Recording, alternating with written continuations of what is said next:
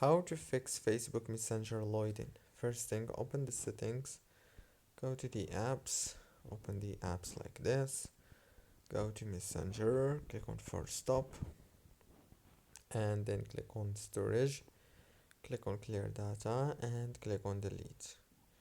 When you click on delete, now go back to the settings on your phone, click on the apps as you can see right here. Now on this page you will find all the apps that you have on your phone. Scroll until you find Messenger.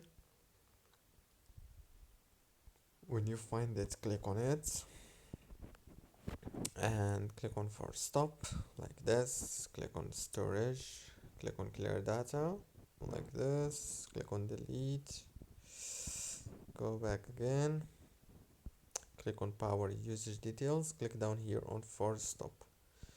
Don't forget to like and subscribe.